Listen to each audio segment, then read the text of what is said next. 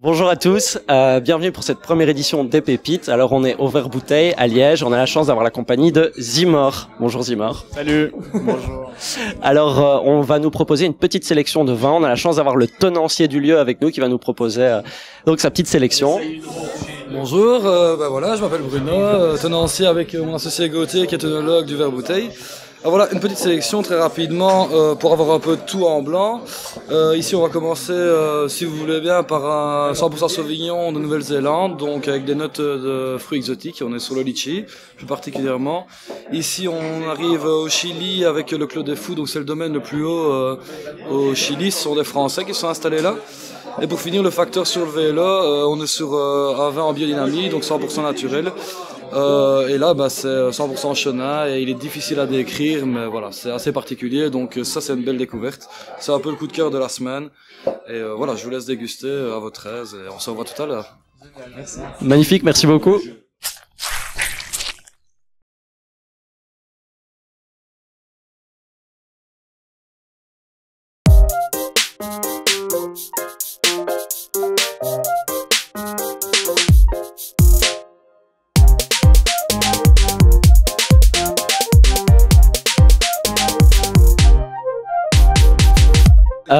Du coup, tu dirais qu'on se lance sur lequel? La découverte, ça a l'air pas mal, non? Ou si c'est un truc spécial qu'il n'arrive pas à décrire, moi ça m'intrigue. Bon bah commençons par traquer un petit coup. Hein. Merci de me recevoir. Bah écoute, avec plaisir. Bon, question assez simple pour démarrer. Est-ce que tu peux, pour les gens qui te connaîtraient peut-être pas encore, un petit peu expliquer qui t'es, ce que tu fais, etc. En bref. Ouais, donc je suis un musicien français, j'habite à Paris, je suis à la fois DJ et producteur. Je fais de la musique depuis, ça fait 5 ans que j'ai commencé le projet maintenant, ça a commencé en 2011. Je suis sur un label qui s'appelle Roche Music, basé à Paris. Et puis je fais de la house colorée. Tu dis coloré, c'est super bien, tu viens de me faire une magnifique transition pour la question d'après, regarde, figure-toi. Alors justement, on est dans un bar à vin, imaginons que ta musique soit un vin. Ce serait quoi pour toi? Un blanc, un rouge, un rosé, le rouge qu'on tape avec les amis autour d'une grosse conversation, le blanc avec les filles, dis-moi. Non, c'est plutôt un blanc, un peu sec, très frais, que tu bois en festival l'été dans des petits gobelets en plastique, quoi. En faisant de la musique, moi je t'ai découvert surtout par tes remixes, que ce soit de France Gall, Rod Stewart, Meu. Et donc du coup je me demandais, toi quand tu fais des remixes, est-ce que t'es plutôt du genre à aller un petit peu traîner sur le web, chercher des acapellas et prendre un truc qui te plaît, aller plutôt rechercher un morceau peut-être que t'adores depuis que t'es gosse, etc. pour le remanier, c'est plutôt comment ton processus à la base? Je t'avoue que j'ai pas mal fait ça au début, effectivement. Ouais, j'ai fait France Gall il y a 2 ans, Chic, Tina Turner, Rod Stewart, tout ça, c'est plutôt ce que je faisais il y a 2-3 ans. Et c'était ça, c'est des morceaux qui m'avaient marqué dans mon enfance et qui avaient vraiment, avec lesquels j'avais une attache particulière. C'est des morceaux relativement connus, donc il n'y avait pas de travail de digging particulier sur cela, mais j'ai un peu laissé ça de côté parce que c'est très bien, mais au bout d'un moment ça devient un peu moins original. Je pense qu'il y a d'autres choses à faire. Et ouais, un morceau comme Mo, c'est un Meu, ouais, si on prononce à la danoise, c'est des choses qu'on me propose, et là-dedans je pioche des morceaux que j'ai, enfin les morceaux sur lesquels je pense que je peux rajouter quelque chose en fait. J'ai vu un petit peu ces derniers temps que t'as tourné pas mal l'année passée, un petit peu partout. T'es passé par les États-Unis notamment. Après, si tu peux me faire une petite map monde, un peu des trucs. À peu près tout l'hémisphère nord, quoi. Ouais. États-Unis, Mexique, Canada, un peu partout en Europe, un tout petit peu au Moyen-Orient aussi, au Liban, et puis quasiment toute l'Asie, sauf le Japon. Donc l'hémisphère nord, c'était pas mal. Il manque l'Australie encore et l'Amérique du Sud, et puis tout sera bien, quoi. Et c'est en mode petit rêve de gosse quand il t'arrive tout ça, t'as rêvé de ça, ou bien ça t'est un peu tombé dessus, on va dire, et maintenant t'en profites à fond, mais c'était pas un... Je t'avoue, en fait, je pensais même pas que c'était possible. Donc évidemment, tu m'aurais dit quand j'ai commencé à jouer que je pouvais aller jouer partout dans le monde, je t'aurais dit oui tout de suite. Mais honnêtement, moi, je rêvais juste de jouer dans le club de ma ville. Ça me suffisait, tu vois. J'avais juste pas envie de jouer pour des gens avec un bon sound system. Et j'ai jamais vraiment pensé. Et maintenant, évidemment, je me rends compte de la chance que j'ai. Je trouve ça fabuleux, tu vois. Mais c'était pas spécialement un rêve de gosse, quoi. C'est vachement beau du coup. Enfin, ça doit faire vachement plaisir quoi. J'essaye d'imaginer. Je me dis que je kifferais ça aussi, je crois. Ouais, c'est sûr. Les premières fois où juste de prendre l'avion pour aller jouer, c'est génial. Tu te sens là, ça te fait vraiment quelque chose quoi. Mais non, c'est spécial, hein, c'est cool. Je me suis dit, on vient de commencer 2016, donc 2015 est pas trop loin. Si on pouvait faire une petite édition des Grammy avec toi. Qui pour toi est le producteur de musique électronique qui a tout cassé, c'est très beau ça comme expression, qui a tout cassé en 2015 et j'aime le répéter trop. Je crois que je vais te reciter un nom que j'ai déjà cité. Je pense que les Américains d'Odessa, ils ont vraiment, j'ai l'impression que c'est eux qui ont le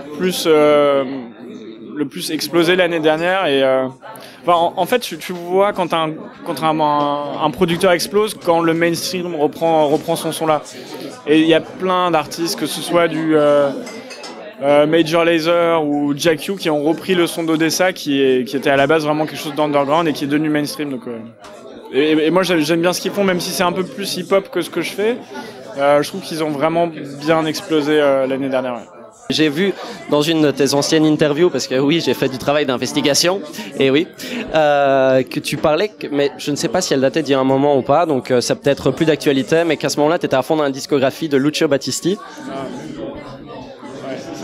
Ouais, je crois que c'est dans toute la musique avant les années 80 et le disco, je crois que c'est l'artiste que je préfère. Encore à tous, c'est un de mes morceaux préférés. Il y a Brigante, je crois que c'est un producteur italien qui a fait un edit de, je sais même plus de quel morceau, mais qui est incroyable. Ouais, non, Lucio Battisti, c'est au-dessus de tout. Hein. Moi, j'ai découvert son album, à dire avec l'accent, Io tu noi tutti. Ça, c'était avec l'accent italien ? Pas sûr. J'ai testé, j'ai fait ce que j'ai pu. Et je trouvais il était d'enfer celui-là. C'est génial, Lucio Battisti. On laisse tomber 2015, on parle plutôt de 2016. Est-ce que tu as des pronostics de trucs qui vont tout casser cette année ? Ça fait 2 fois que j'utilise tout casser. Hein. Je veux vraiment garder cette expression pourrie. Bah écoute, mes 2 compères de Roche, Darius et FKJ, vont sortir leur premier album cette année et je pense qu'ils cassent tout dans l'underground depuis plusieurs années, et je pense que là ça va être l'occasion pour eux de convertir l'essai dans un univers un peu plus pop, quoi. Donc, je pense que ça va tout casser. Et j'ai entendu des extraits des deux et c'est charmé. Ah, j'ai hâte. Et toi d'ailleurs à ce niveau-là en 2016, qu'est-ce que tu as de prévu, des nouveautés, dis-nous tout. Bah écoute, du coup ça m'a de voir mes copains qui faisaient ça m'a donné envie, et je me donne cette année pour écrire un album aussi. Et j'espère avoir fini, avoir un single de près pour le début de l'été, un autre à l'automne, et puis si tout va bien, sortie d'album l'année prochaine, quoi. Si on a donc l'occasion de t'avoir ici ce soir, c'est parce que tu viens jouer au Transardente, qui vient d'être élu comme meilleur festival indoor européen. Ouais. Donc a priori, il y aura pas mal de monde, etc. Est-ce que toi, tu préfères l'ambiance, gros festival, beaucoup de monde, ou plutôt l'ambiance des clubs ? T'as des préférences, ou c'est juste des trucs qui te plaisent ? Je t'avoue que j'aime beaucoup les deux, mais j'ai beaucoup joué en club, et là je commence à tourner en festival, et c'est vrai qu'on y prend goût, quoi. En fait, t'as un espèce de côté un peu parc d'attractions où t'as plusieurs scènes, t'as les backstage qui sont un peu loin, tu rencontres plein de gens. Enfin, j'aime bien cette ambiance où tu te retrouves dans plein d'endroits différents, t'es moins limité que dans l'espace d'un club, quoi. Alors juste pour terminer, avoir un petit peu, on aime bien poser ça comme question. Toi, dans 10 ans, où est-ce que t'aimerais être ? Qu'est-ce qu'on peut te souhaiter, en tout cas, voilà. Bah écoute, si je peux toujours être artiste, ce serait fabuleux, parce que c'est quand même c'est pas facile de rentrer dans le circuit, mais c'est encore beaucoup plus dur d'y rester. Donc si je peux encore être là à donner du bonheur aux gens avec ma musique, bah écoute, ce serait génial. Et à vrai dire, j'en demande pas beaucoup plus, hein, mais bon, on verra. Mais je me donne pas d'objectifs, je me donne pas de choses à faire, je me laisse porter en fait, et ça m'a plutôt bien réussi jusque-là, puisque je pensais jamais faire ce que je fais aujourd'hui, donc je vais continuer sur cette voie. Chaque jour est un nouveau jour.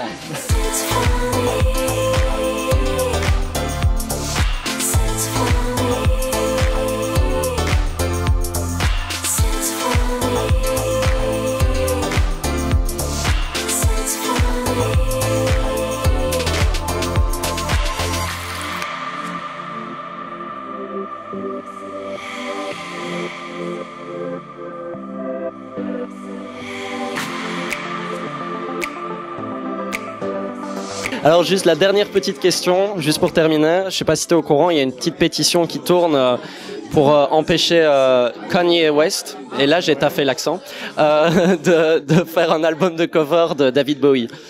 Est-ce que tu il a annoncé qu'il voulait faire. Ouais, apparemment. Est-ce que tu serais du genre à signer la pétition? Non, mais il fait ce qu'il veut, hein, s'il veut. Moi, petite dose, j'aime bien sa musique, donc pourquoi pas, hein, le pauvre. Moi, je me suis permis de remixer de Rod Stewart à Tina Turner, je vais pas empêcher Kanye West de faire des reprises de Bowie, hein, chacun fait ce qu'il veut, mais... Non, j'ai pas de... Faut laisser les gens faire ce qu'ils ont envie de faire, c'est la musique, c'est la liberté, même pour Kanye West. Bah, c'est très beau sur ces paroles d'encouragement, de joie, de bonheur, c'est magnifique. Ben, en tout cas, merci beaucoup. Voilà, merci beaucoup, c'était super cool. Merci de m'avoir reçu, merci pour le vin. Bye.